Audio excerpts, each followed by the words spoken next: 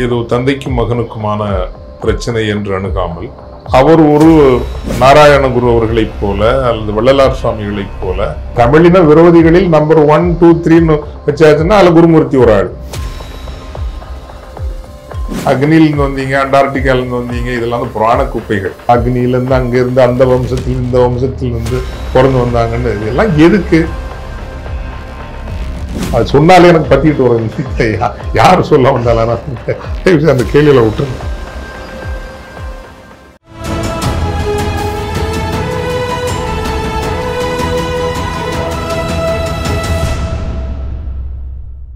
தமிழ் நிறம் நேயர்களுக்கு அன்பு வணக்கம். மீண்டும் உங்களை சந்திப்பதில் மிகுந்த மகிழ்ச்சி. இன்றைக்கு நம்மிடையே ஃபாதர் ஜெகத்கேஸ்வர் அவர்கள் இணைந்திருக்கிறார். பாருங்கள் நேயர்களே, ஃபாதர்கிட்ட பேசலாம். வணக்கம் ஃபாதர். வணக்கம் ஃபாதர். நீங்க தொடர்ந்து இந்த பாமகவினுடைய இருப்பு குறித்தும் அன்புமணி அப்புறம் மருத்துவர் ராமதாஸ் அவருடைய இந்த செயல்பாடுகள் குறித்தும் பாமகவிற்கான தேவை குறித்தும் நம்ம நிறைய உரையாடி இருக்கிறோம்.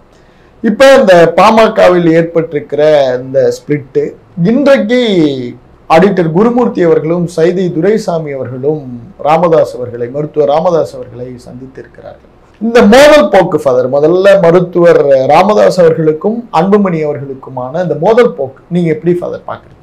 வலுவான அரசியல் ஆளுமைகளினுடைய குடும்பங்களில் இது போன்ற அரசியல் பிரச்சனைகள் அல்லது அதிகார சவால்கள் வருவது புதிது அல்ல, இயல்புதான். நமது காலத்திலேயே 15 ஆண்டுகளுக்கு முன்பு திராவிட முன்னேற்றக் கழகத்தில் டாக்டர் முத்தமிழறிஞர் கலைஞர் அவர்கள், மாண்புமிகு மு க ஸ்டாலின், முன்னாள் அமைச்சர் திரு அழகிரி இவர்களுக்கு இடையே நடந்த அதிகார போட்டி, அதை கலைஞர் அவர்கள் எவ்வளவு சாதுரியமாக கையாண்டு அதிகாரம் என்பது சுமூகமாக கடத்தப்படுவதை உறுதி செய்தார்.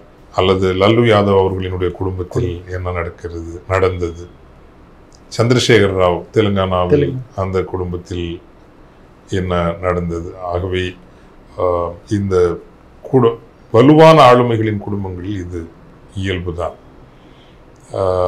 அப்போ இந்த இடத்தில் நம்ம இந்த பிரச்சனையை ஏதோ தந்தைக்கும் மகனுக்குமான பிரச்சனை என்று அணுகாமல் ஒரு தமிழ் சமூகத்தில் வன்னிய சமூக மக்கள் யார், பாட்டாளி மக்கள் கட்சி தொடங்கப்பட்ட அந்த பின்புலம் அது என்ன பங்களிப்புகளை நல்கியது, என்ன செய்திருக்க வேண்டும், என்ன இன்னும் செய்வதற்கான வாய்ப்புகள் இருக்கிறது, இதை பற்றி உரையாடுவது பொறுப்பானதாகவும் ஆக்கப்பூர்வமானதாகவும் இருக்கும் என்று நான் நினைக்கின்றேன். தமிழ் சமூகத்தின் ஆதார குடிகள், அடிப்படை குடிகள் என்று நீங்கள் ஒரு 8-10 சமூகங்களை பட்டியலிடுவீர்களே, ஆனால் அதில் முதல் சமூகமாக வன்னியர் சமூகம் இருக்கும். தமிழ் சமூகத்திற்கு அது ஒரு மிக முக்கியமான தொல்குடி. ஸோ அந்த இடத்தை நாம் முதலில் நினைவில் வைத்திருக்க வேண்டும். கடின உழைப்பு, நீங்க தமிழுக்கான, தமிழ் இனத்திற்கான வேரோட்டமான ஒரு இனம். நீங்க புலவர் கலிய பெருமாளை தெரியும், தமிழ் தேசியத்திற்கான ஒரு குறியீடு இந்த சமூகத்தில் இருந்து வந்தவர் தான். அல்லது தமிழரசன் ஆயுதமேந்தி போராடுவதற்கு, அது சரியா தவறா என்பது, தமிழுக்காக, தமிழ் தேசியத்திற்காக ஆயுதமேந்தி போராடி விளைவுகளை சந்திப்பதற்கும், இப்படி பல ஆளுமைகளை நீங்கள் சொல்ல முடியும். காட்டை காத்த வீரப்பன், சந்தன வீரப்பன் போன பிறகுதான் காடு கெட்டு கிடக்கிறது. நம்ம அவரை அப்படி ஆக்கிட்டோம். அவரும் அந்த சமூகத்தில் உள்ளவர் தான். அல்லது அது அந்த சமூகம் அடிப்படையில் தமிழுக்கான, தமிழ் இனத்திற்கான, தமிழ் இனம் சார்ந்த உரிமை கோரல்களுக்கு தார்மீகம் கொண்ட ஒரு சமூகம். வரலாற்று வழிபாதையில் அவர்கள் உணர்ச்சி வசப்படுகின்ற ஒரு சமூகம். அதனாலேயே பிறருக்காக தன் ஆற்றல்களை கொடுத்து, தியாகங்களை செய்து, தன்னிடத்தை உறுதி செய்யாமல் போன ஒரு சமூகம் என்றும் சொல்லலாம். வந்தேறிய மன்னர்களாலும் வந்தேறிய அதிகார சக்திகளாலும் பயன்படுத்தப்பட்டு அவர்களுக்கு உரிய இடம் மறுக்கப்பட்ட, தரப்படாத ஒரு சமூகம். இதை சொல்கிற போது இன்னொன்றையும் சொல்ல வேண்டும். ஐயா அவர்கள் உண்மையில் வட தமிழகத்தில், நான் அதைத்தான் பல முறை நேரடியாகவும் நான் அதை உரைத்திருக்கிறேன், நேரடியாகவும் சொல்லியிருக்கேன். அதன் பிறகு அந்த தொடர்பு இடைவெளி வந்த பிறகு வேற எந்த காரணத்தாலும் வரவில்லை, அது சற்று விலகிவிட்டது. வட தமிழகத்தில் மட்டும் தலித் சமூக, குறிப்பாக தோழர் திருமா அவர்களும் ஐயா அவர்களும் என்ன சங்கடங்கள் சவால்கள் களத்தில் இருந்தாலும் இந்த இரண்டு சமூகங்களையும் இணைத்திருப்பார்களே. ஆனால் தமிழகத்தின் அரசியல் தலையெழுத்தும் வேறுபட்டதாக இருந்திருக்கும், தமிழர்களின் கூட்டு தலைவிதியும் மாற்றி எழுதப்பட்டிருக்கும். அது நடக்காமல் போய்விட்டது. அது அந்த சமூகம் தமிழ் சமூகத்திற்கு மிக முக்கியமான சமூகம். நாம் இதை கருத்தில் கொள்ளாமல் இதை வெறும் ஏதோ ஒரு பொறுப்பின்றி அவர்களை விமர்சிக்க கூடாது என்பது என்னுடைய ஒரு கருத்து. அந்த சமூகத்திற்கு கடந்த 50 ஆண்டு காலத்தில் ஒரு அரசியல் அடையாளமாகவும் அரசியல் ஒரு நெகோசியேஷன் பவர்னு சொல்லுவோம் இல்லைங்களா. 1980ஆம் ஆண்டு ஒரு வன்னியர் சங்கத்தை தொடங்குகிறார். அந்த தொடங்கி அதனூடாக வந்த போராட்டங்கள், 21 உயிரிழப்புகள் என்று நான் நினைக்கின்றேன், தியாகங்கள், ஈகங்கள், அதன் காரணமாகத்தான் அவர்களுக்கு எம்பிசி மோஸ்ட் பேக்வர்ட் கம்யூனிட்டி என்கின்ற ஸ்டேட்டஸ் கிடைத்தது. அரசு பணிகளிலும் பல வாய்ப்புகளிலும் கல்வியிலும் அந்த சமூகம் வேகமாக முன்னேறி வருவதற்கு ஒரு முக்கிய காரணம். இன்று 86 வயதாகிறது ஐயா அவர்களுக்கு. அந்த சமூகத்திற்கு அவர் உண்மையிலேயே ஒரு மிக முக்கியமான வரலாற்று பங்களிப்பினை செய்திருக்கிறார். 80லிருந்து ஒரு 45 ஆண்டு காலம் தன் வாழ்க்கையை அந்த சமூகத்திற்காக அவர் உண்மையிலே அர்ப்பணித்திருக்கிறார். அவர் ஒரு வன்னியர் அடையாளம் என்று எடுத்துக்கொண்டாலும் கூட தமிழ் சார்ந்த சமூக நீதி சார்ந்த விஷயங்களில் நீங்க கடந்த 30 ஆண்டுகளில் வந்த அரசியல் அறிக்கைகளை எடுத்து பார்த்தீர்கள் என்றால் ஆழமான காத்திரமான அரசியல் அறிக்கைகள் பாட்டாளி மக்கள் கட்சியிடமிருந்து தான் வந்திருக்கும். 1989 அவர் வன்னியர் சங்கத்தை பாட்டாளி மக்கள் கட்சியாக அவர் மாற்றுகிறார். உண்மையில் தமிழகத்தினுடைய ஒரு மாற்றாக தமிழ் சார்ந்த சமூகங்களையும் சக்திகளையும் இணைக்க முடியுமா என்று அவர் முயற்சித்து பார்த்தார். அது தமிழகத்தினுடைய அந்த காலச்சூழலிலும் பொது சமூக சூழலிலும் 2 பெரிய கட்சிகளை எதிர்கொண்டு அதை செய்யக்கூடிய ஒரு சூழல் இல்லாமல் போன காரணத்தினால்தான் அவருடைய அந்த முயற்சி. இன்னொன்று தன்னளவில் இன்றைக்கு பல விமர்சனங்கள் இருக்கிறது.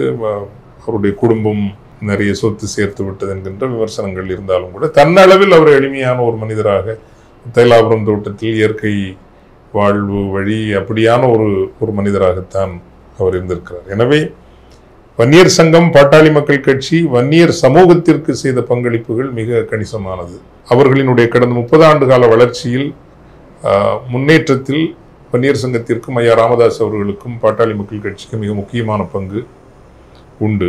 அதே போல தமிழ் சமூகம் சார்ந்த பல முக்கியமான விஷயங்களில் சரியான நிலைப்பாடுகள் எடுத்த அதையும் நாம் பாசிட்டிவா குறிப்பிடணும். ஆனால் 1989 அரசியல் கட்சி தொடங்கிய பிறகு இந்த அணி மாறுதல் என்பது நம்பகத்தன்மையற்ற ஒரு அமைப்பு என்கின்ற ஒரு இமேஜ் அவங்க மேல வந்துருச்சு.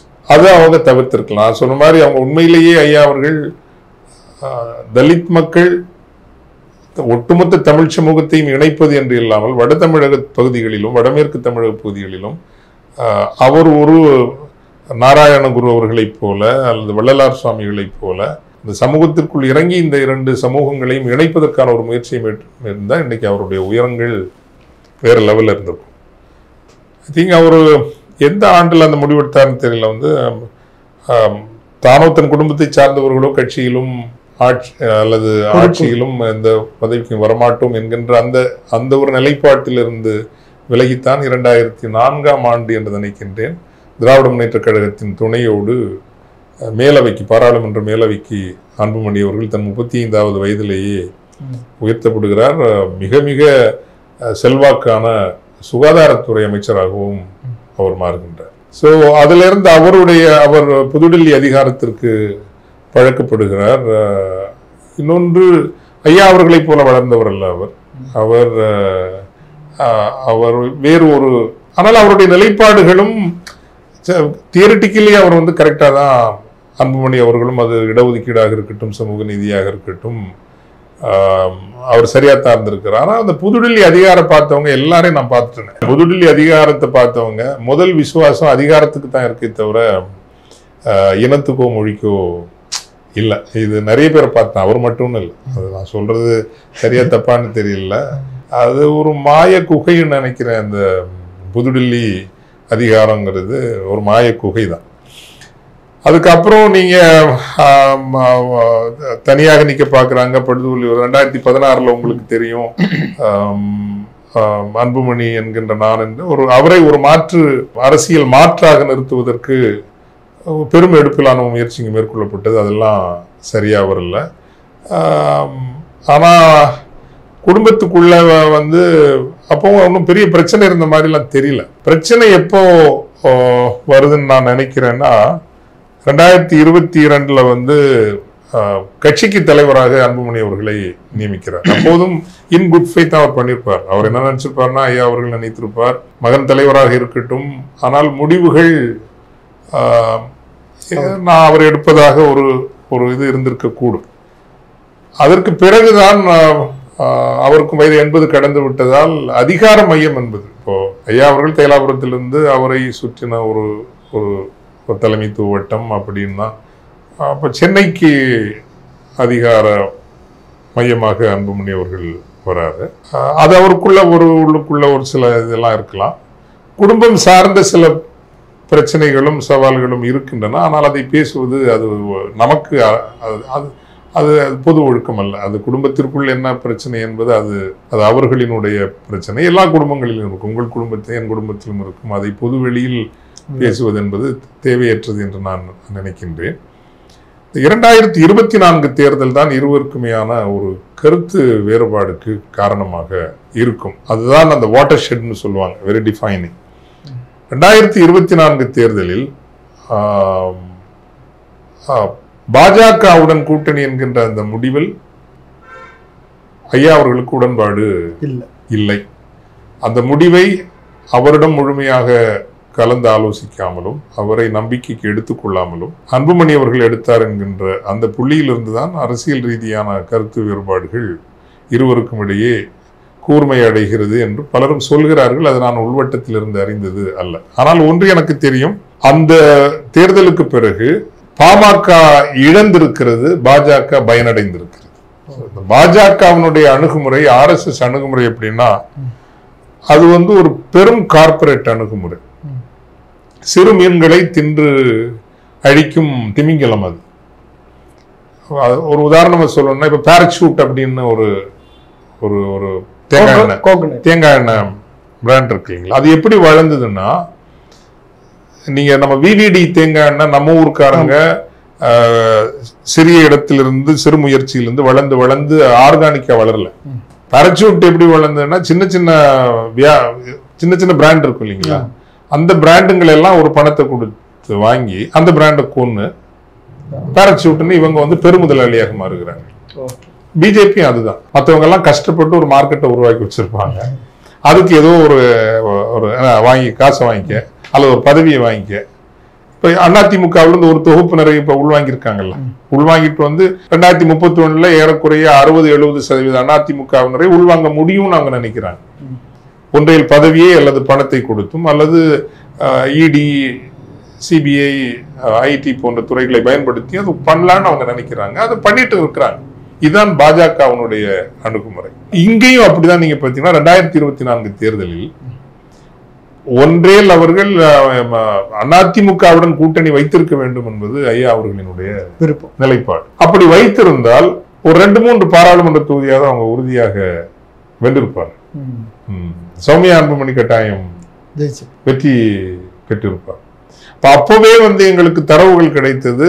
அதில் வந்து ஒரு பொலிட்டிக்கலி அதை நான் ரொம்ப தீவிரமா எதிர்க்கிறேன். நீங்க என்ன, வன்னியர் சமூகம் தமிழ் இனத்திற்கான ஒரு சமூகம், மிக முக்கியமான ஒரு சமூகம்.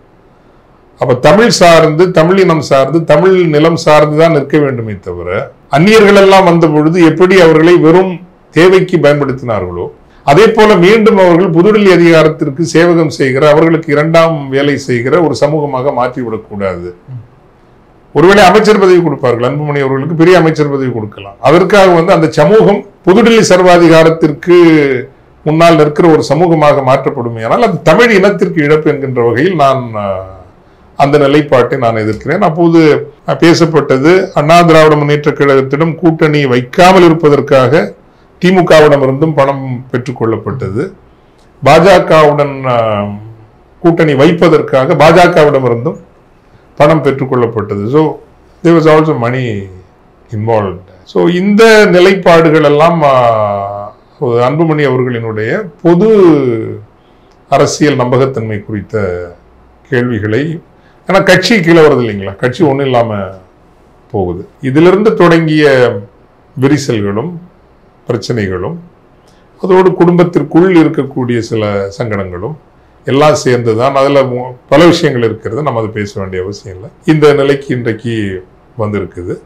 இந்த பலவீனப்படுதல் என்பது மீண்டும் அது பாஜகவிற்கு தான் பயனுள்ளதாக இருக்கும் என்பது நமது கவலை. ஃபாதர், நீங்க முன்பே குறிப்பிட்டீங்க இந்த டெல்லி அதிகாரம் அது கிட்டக்க போயிட்டா அதுக்கு விசுவாசமா தான் இருப்பாங்க அப்படின்ட்டு. நான் மருத்துவர் ராமதாஸ் பொறுத்த அளவுல இந்த பாஜக தான் கட்சியை கரைச்சிடுங்கிற ஒரு பிடிப்பு, ஒரு தெளிவு அவருக்கு இருக்கிறதுனால தான் இந்த எதிர்ப்பை நல்லா தெரியும். ஏன்னா அவர் வந்து அடிப்படையிலிருந்து எழுந்து வந்தவர்.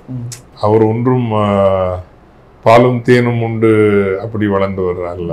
அவர் அடிப்படையிலிருந்து வந்தவர், ஆழ்ந்த தமிழ் சமூக பற்று உடையவர். அதுல ஒன்றும் மாற்று கருத்து இல்லை. புதுடெல்லி போறவங்க நம்ம பார்க்கறோம் இல்லை, நம்ம காலத்திலே பார்த்து, நம்ம பேர் சொல்லலாம் விரும்புகிறோம், ஒரு காலத்து வர நேரம் சொல்லுவாங்க, புதுடெல்லிக்கு போறவங்க சரியா இருக்க மாட்டாங்க, தமிழ் சமூகத்தில் இருக்க மாட்டாங்க. அதனால வந்து அவர் என்னைக்குமே அந்த புதுடெல்லி அதிகாரத்திற்கோ அதனுடைய சுகங்களுக்கோ தன்னை இழந்தவர் அல்ல, இழக்கிறவரும் அல்ல. கண்டிப்பா ஃபாதர், இப்படி ஒரு ஸ்டாண்ட்ல மருத்துவர் ராமதாஸ் அவர்கள் இருந்தாலும் அன்புமணி வந்து நாங்க வந்து அக்னியில இருந்து பிறந்தோம், அந்த வர்ண பேதத்திற்குள்ளார போய் நின்று சிக்கி ஒரு இந்துத்துவ கருத்தை நாங்க வந்து சத்திரியர்கள் அப்படி எல்லாம் பேசுறது கிட்டத்தட்ட அந்த தமிழ் நிறைய நீங்க அது எங்க இருந்தா வந்து இந்த இதெல்லாம் வந்து இப்போ அதாவது அது போர்க்குணம் மிக்க ஒரு சமூகம். அது வந்து நீங்க சனாதனம் சொன்னா சத்திரியாங்கிற அதுல ஒன்றும் சந்தேகம் இல்லை. அது போர்க்குணம் மிக்க ஒரு சமூகம், போர்களில் பங்கு பற்றிய சமூகம். நம்ம ஈழப்பரப்பில் கூட நீங்க பண்டாரவன்னியன் என்கின்ற அந்த பெரும் வீரனை பற்றி 1982 இலங்கை அரசே அவரை பெரும் வீரன் என்று அறிவித்தது, அதிகாரப்பூர்வமாக அறிவித்தது. ஸோ அது ஒரு மிகவும் போர்க்குணமிக்க சமூகம், கடின உழைப்பு சமூகம், வேளாண்மை சமூகம். இப்படியில் அது ஒரு வேளாண்மை சமூகம். இது நீங்க அக்னியிலிருந்து வந்தீங்க, அண்டார்டிகாலிருந்து வந்தீங்க, இதெல்லாம் வந்து புராண குப்பைகள். அதை நீ இது இப்ப நான் இப்ப சொல்லுவாங்க இல்லைங்களா, இங்க அந்த செம்மொழியிலேயே சொல்ல தொடங்கியிருக்காங்கல்ல, அகத்தியர் கமண்டலத்தை தட்டி விட்டாரு, தாமிரபரணி பிறந்தது, இங்கிட்டு தட்டி விட்டாரு, காவிரி பிறந்தது. எல்லாம் சயின்டிஃபிக். இந்த 21ஆம் நூற்றாண்டுல இதெல்லாம் பேசிட்டு இருப்பீங்க, 21ஆம் நூற்றாண்டுல பேசிட்டு இருப்பீங்க. புராணங்கிறது உங்களுக்கு அறிவார்ந்த சிந்தனைகள் இல்லாத காலத்தில் இந்த புராணத்திலிருந்து சில புராணங்கிறதே 2% உண்மை, 98% பொய், குப்பை. எந்த புராணமாக இருந்தாலும், எந்த மதத்தினுடைய புராணமா இருந்தாலும் அதுக்குள்ள நல்ல ஒரு உண்மைகள் இருக்குதுன்னா, நல்ல தன்மைகள் இருக்குன்னா, இந்த கருத்தை சொல்வதற்காக இப்படி ஒரு கதை கட்டமைக்கப்பட்டிருக்கிறது அப்படி நம்ம எடுத்துக்கலாம். நான் திரும்ப சொல்ல, தொல்காப்பியர் என்பது அவர் ஒரு வரலாற்று ஆளுமை அல்லது வரலாற்று முயற்சி, வரலாற்று தொகுப்பு. ஆனால் அகத்தியர் என்பது ஒரு குறியீடு, அகத்தியர் குறியீடு. நமக்கு வரலாற்று தரவுகள் எதுவும் இல்லை, அது ஒரு குறியீடு. அந்த குறியீடு தமிழுக்கானதாக இருக்கின்ற வரை நாம் ஏற்றுக்கொள்ளலாம். அவர் புராண குப்பைகளினுடைய பிதாமகராக காட்டப்படுகின்ற பொழுது நாம் அதை நிராகரித்துத்தான் ஆக வேண்டும் இல்லையா? ஆனால் தான் சொல்லி எப்படிங்க வந்து அவர் கமெண்ட்ல தட்டி விட்டா தாமிரபரணி வருமா? கொஞ்சம் அறிவு வேணாம். அது இன்னைக்கு வந்து அதிகாரப்பூர்வ விக்கிபீடியாவில் இங்கதான் நம்ம தமிழர்கள் தோற்று போறோம். விக்கிபீடியாவில் போனா இந்த குப்பைகள் தான் இருக்கும், நீ கூகுளுக்கு போனா இந்த குப்பைகள் தான் இருக்கும். அதே மாதிரிதான் இவங்களையும் நான் பாக்குறப்ப இந்த நீங்க சொன்ன இந்த கதையெல்லாம் அக்னியிலிருந்து அங்க இருந்து அந்த வம்சத்தில் இந்த வம்சத்திலிருந்து பிறந்து வந்தாங்கன்னு இதெல்லாம் எதுக்கு? உங்களுக்குன்னு ஒரு அழகான வரலாறு இருக்கு. உண்மையில் நீதி, நேர்மை, நாணய உணர்வு கொண்ட ஒரு சமூகம். அது அக்னியிலிருந்து வந்தா இதுல இருந்து வந்தெல்லாம் இந்த கதையெல்லாம் இருக்கு. அதனால அது சொன்னாலே எனக்கு பத்திட்டு வரும். யார் சொல்ல வந்தாலும் அந்த கேள்வியில விட்டுருங்க.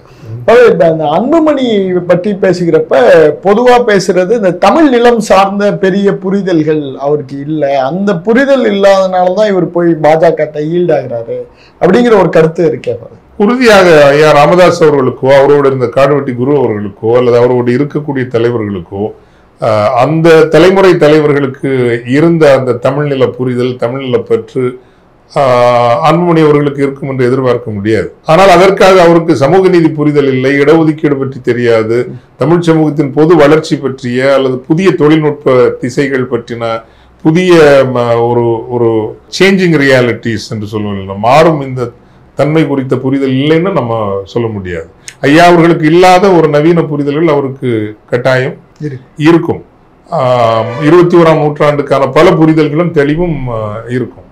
நம்ம ஏன் அதை ஏத்துக்க முடியலன்னா அவர் RSS சார்பாக இருக்கிறாரோ, அவருடைய நகர்வுகளும் நிலைப்பாடுகளும் கடைசியில் அது பாஜக RSSக்கு பயன்படும் என்று வருகின்ற போது அந்த இடத்தில் நாம் மிகவும் கவனமாகவும் இருக்க வேண்டியிருக்குது. தெளிவான வெளிப்படையான நிலைப்பாடு எடுக்க வேண்டியிருக்குது. தமிழின விரோதிகளில் நம்பர் 1, 2, 3 வச்சாச்சுன்னா அதுல குருமூர்த்தி ஒரு ஆள். அந்த ஆள் தான் உங்களுக்கு ஆலோசகர்னா எப்படி ஒத்துக்க முடியும்? கட்சிகளை உடைப்பது, எப்படி அடிப்படை தமிழ் சாராம்சங்களை சேதாரப்படுத்துவது, இதற்கான ஒரு ஆளுமை தானே குருமூர்த்தி. அவரை கூப்பிட்டு சைதை போயிருக்காரு அப்படின்னா உங்களை எல்லாம் எப்படி பார்க்க வேண்டியிருக்கு? என்னுடைய அணுகுமுறை அவ்வளவுதான். அடிப்படையில் புதுடில்லி சர்வாதிகாரத்தை எதிர்ப்பது, சனாதனத்தை எதிர்ப்பது, யார் அதோட சமரசம் செய்து கொண்டாலும் அவர்களோடு உடன்படாது இருப்பது, இதுல எந்த மாற்று கருத்தும் இல்லை. அப்படி பார்க்குறப்போ இவர்களுடைய நிலைப்பாடு இன்னைக்கு எப்படி நம்ம ஒத்துக்க முடியும்? அல்லது 2024 தேர்தல் அவங்க எடுத்த நிலைப்பாடு அவர்கள் இயக்கத்தையும் அவர்கள் கட்சியும் அவர்கள் சமூகத்தையும் பலவீனப்படுத்தித்தானே செய்திருக்கிறது. உங்களை தனிப்பட்ட முறையில் வலுப்படுத்தி இருக்கலாம், உங்கள் சமூகம் பலவீனப்பட்டு விட்டது அல்லவா, இல்லையா? அப்படிதான் நம்ம பார்க்கணும். இதுல நீங்க முன்பே குறிப்பிட்ட மாதிரி கிட்டத்தட்ட ஒரு 3 மணி நேர உரையாடல் மருத்துவரோட குருமூர்த்தி சைதை துரைசாமி அவர்கள் உரையாடல் நடத்துறாங்க. இவங்கெல்லாம் பேசி ராமதாஸ் அவரை கன்வின்ஸ் பண்ண முடியுமா? ஏன்னா தொடர்ந்து நீங்கள் அவரை கவனிப்பவர், தமிழ் சார்ந்து ஒரு உறுதியான முடிவு எடுக்கிறவர், அவருக்கு அப்படி ஒரு ஆப்பர்ச்சுனிட்டி இருக்கா ஃபாதர்? பாஜக கூட இவங்க பேச்சுவார்த்தை கொண்டு இப்போ இருக்கக்கூடிய லார்ஜர் பிக்சருங்கிறது என்ன? 2026 தேர்தல், அதில் பாஜகவினுடைய பல்வேறு பன்முக உத்திகளில் ஒன்று பாமகவை பலவீனப்படுத்த வேண்டும், திமுகவை பலவீனப்படுத்த வேண்டும், விடுதலை சிறுத்தைகளையும் பலவீனப்படுத்துகின்ற முயற்சிகள் நடக்கும். பாஜக அரசு செய்யும். அதுல இதே குருமூர்த்தி இந்த வகைராக்கள் அதுல ரொம்ப ஆக்டிவா தான் இருப்பாங்க. அதனால தான் ஒரு மறு உரையாடல் பாமகவின் பழைய அந்த சக்திகளுக்கும் விடுதலை சிறுத்தைகளுக்கும் தமிழ் தேசிய சக்திகளுக்கும் ஒரு மறு உரையாடல் தான் தமிழகத்திற்கு நல்லதை தவிர இதில் இடைப்பாட்டாளர்களாக குருமூர்த்தி வகைராக்கள் நிற்பதெல்லாம் அருவருப்பாக இருக்கு. பாமகவினுடைய எதிர்காலம் இப்ப கிட்டத்தட்ட இவர் ஒரு நிலைப்பாடு அவர் ஒரு நிலைப்பாடு, பாமகவுடைய எதிர்காலம் எப்படி இருக்குன்னு நினைக்கிறீங்க? சவால் நிறைந்ததாகத்தான் இருக்கும், மிகவும் சவால் நிறைந்ததாகத்தான் இருக்கும். ஏனென்றால் அடிப்படையில் அது ஒரு சமூக நீதி சமூகம், சமூக நீதி சார்ந்த இயக்கங்களோடும் கட்சிகளோடும் இணைந்து நடக்கின்ற வரைதான். அந்த நிலைப்பாடுகள் எடுத்த காலகட்டம் தான் அவர்களுடைய உயரங்களின் காலகட்டம். ஆக இன்றைய சூழ்நிலையில் கூட தமிழகத்தினுடைய அரசியல் அடிப்படைகள் டெக்டானிக் ஷிஃப்ட்ஸ்னு சொல்லுவோம். சமூக அடித்தள அளவில் பல நகர்வுகளுக்கான சூழல் அமைந்து கொண்டிருக்கிறது. அத்தகைய சூழலில் ஒரு நேர்மையான உண்மையான தமிழ் சமூக அன்பும் பற்றும் கொண்ட ஒரு நிலைப்பாட்டை எடுத்தால்தான் அது தன்னுடைய ரெலவன்ஸை வச்சுக்கும். அந்த பொறுப்பு இப்பொழுது அன்புமணி அவர்களிடம் தான் இருக்கிறது. காரணம், ஐயா அவர்களுக்கு 86 வயதாகிவிட்டது. இன்னும் சில ஆண்டுகளில் அவர் மனித இயல்புதான இயலாமைகள் நம்மை அணுகும். வேறு யாரும் அந்த கட்சியில் இப்ப காடுவெட்டி குரு போன்றவர்களும் இல்லை. இவர் தான் இருக்கிறார் என்கின்ற போது வெளியில் இருக்கிற தமிழ் சமூகம் நம்புகின்ற ஒருவராக நீங்கள் இருக்க வேண்டும். உங்களினுடைய அதிகார தேவைக்காக, உங்களினுடைய political ரெலவன்ஸுக்காக, the core ideals of Tamil and the even one-year community itself, அதை கொண்டு போய் நீங்க சனாதனத்திடம் தாரை வார்த்து கொடுக்காதீர்கள். அப்படி பார்க்கிற போது ஐயா அவர்களினுடைய நிலைப்பாடுகளின் சார்ந்து நின்று முன் செல்வதுதான் அந்த கட்சியை நீண்டகால அளவில் பாதுகாப்பாக வைத்திருக்கும் என்பது என்னுடைய எண்ணம். நன்றி சார். நன்றி.